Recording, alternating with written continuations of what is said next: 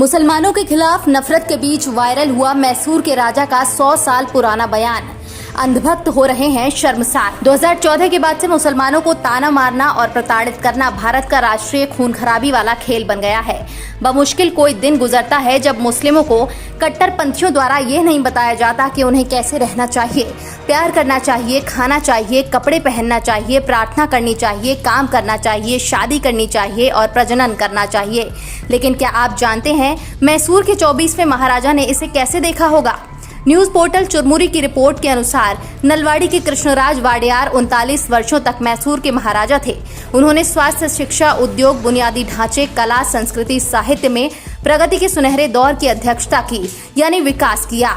गांधी जी उन्हें राज ऋषि का खिताब देकर बुलाते थे। 1902 में जब वो औपचारिक रूप से 18 साल की उम्र में सिंहासन पर चढ़े तो उन्होंने खुद को बिना किसी भेदभाव के सामाजिक देखभाल के लिए तैयार किया।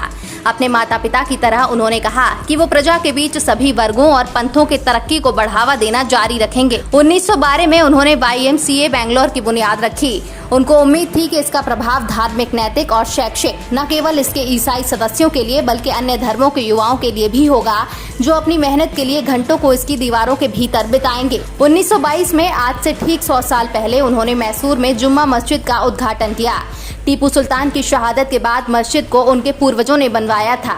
नलवाड़ी कृष्णराज वाडियार ने कहा था कि मैं आप सभी को समान रूप से देखता हूँ, चाहे हिंदू, मुसलमान या अन्य हो, मुझे सब समान रूप से प्रिय हैं। आज के अनपढ़ मैल के विपरीत मैसूर के महाराजा ने मस्जिद में उर्दू में बात की और पूरे दिल से मुसलमानों को गले लगा लिया। उन्होंने वहां मौजूद मुसलमानों से कहा, अगर मुसलमान समुदाय मस्जिद का पूरा उपयोग करें और लगातार नमाज और ध्यान के लिए इसका सहारा लें तो मुझे बहुत खुशी होगी। राजा ऋषि नलवाड़ी कृष्णराजा वाडियार ने कहा था, सर्वशक्तिमान ईश्वर किसी शासक को उसके लोगों की खुशी और कल्याण से बड़ा कोई आशीर्वाद नहीं दे सकता, चाहे वो हिंदू हो, मुसलमान हो या ईसाई, जिनके कल्याण में ही उनकी गहरी दिलचस्पी है। 100 साल बाद मैसूर महाराजा के भाषण को सुनकर लोकतांत्रिक भारत में प्राउड हिंदुओं को शर्म करना चाहिए, जो मुसलमानों को हीन और पिछड़ा महसूस कराने के नए तरीकों के बारे में सोचते हुए दिन और रात बिताते हैं और हिंदू धर्म को शर्मसार करने की कोशिश करते हैं। इतना ही नहीं, नलवाड़ी कृष्णराजा वाडियार बनारस हिंदू यूनिवर्सिटी के सह संस्थापक और पहले चांसलर भी थे। उन्होंने अलीगढ़ मुस्लिम यूनिवर्सिटी का समर्थन किया और उम्मीद की कि BHU अपनी धर्मनिरपेक्ष शिक्षा की गुणवत्ता के साथ सभी धर्मों को युवाओं को आकर्षित करेगा।